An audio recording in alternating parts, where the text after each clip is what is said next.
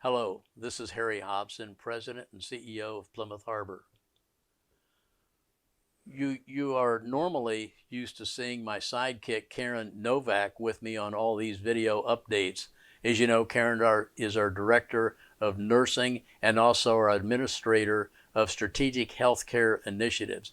Basically, she's our point person on all infectious control matters, and specifically during this time period, COVID-19. I was able to convince her to take the day off, enjoy the weekend with her family, and I hope she's doing just that.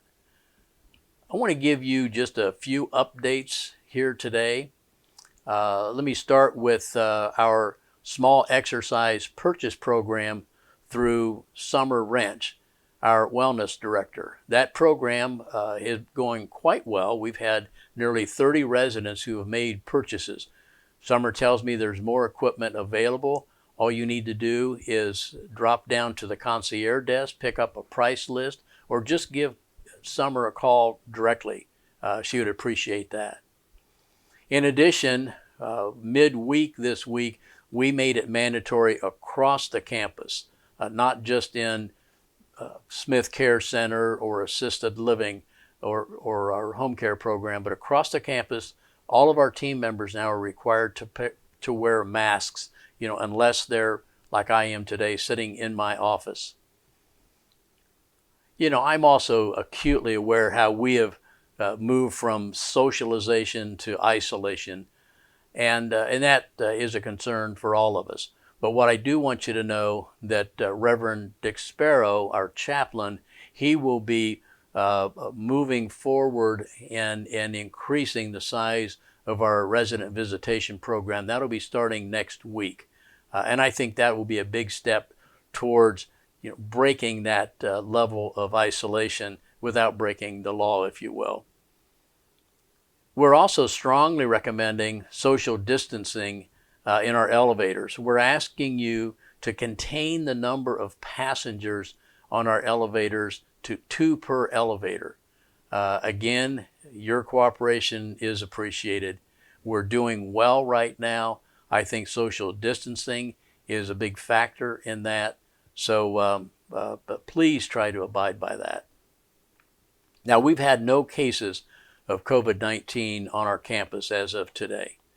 But what I want you to know is when that does happen, and I do say when, I want you to know that we are fully prepared to move to our next level of resident care, family, team member communications.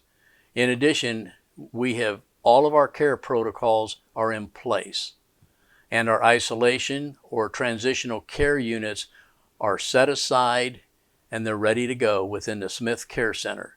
Now, next week, when I give you another video update, I'll go into a bit more detail and focus on what those protocols are and how they'll be applied across the campus. Again, independent living, assisted living, memory care, and also the Smith Care Center. So stay tuned. I'll put that video out early next week. Even though Karen isn't with me today, I know she would not let me end this video without a reminder to all of us. Wash your hands, cover your face when sneezing into a tissue or the inside of your elbow. Don't touch your face, respect social distancing, and continually to disinfect those surfaces that are around you in your apartment. We're a month into this fight against COVID-19. This is not the time for any of us to get complacent. In fact, I would encourage all of us to follow all of the guidelines that we have discussed, especially social distancing, and we will be successful in this. One thing I wanted to do is talk just a moment, if you will, about the lights. Nancy and I were so pleased to be able to fund this project. We've received so many nice comments from residents and also some family members. But what I'd like to do is close this video out with a letter that I received from one of our residents. It was quite touching, and I think if you look at the tone of some of the other emails or letters we've received, it represents a lot of people. Let me read this. Dear Harry and Nancy, many years ago, while I was living and working in Germany, I underwent an operation in late December at a clinic just outside of Munich. The night following the procedure, I was in very poor shape. The cocktail of drugs administered during the operations must have contained a muscle relaxant drug. I remember being devastatingly thirsty, but unable to do anything about it. I couldn't speak or move, which caused me near panic.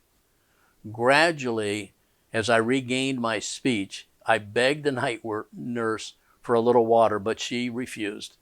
The only thing that kept that night was a solitary little Christmas tree with a twinkling light down near the lake.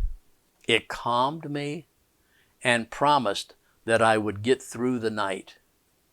That is what your beautiful display in front of our building is doing for so many Plymouth Harbor residents.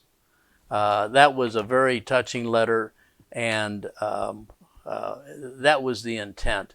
And I know Nancy and I will be back here this evening after dark to look at the lights ourselves, and we're very pleased to be able to do that. So until my next video, I want you to have a very, very good weekend.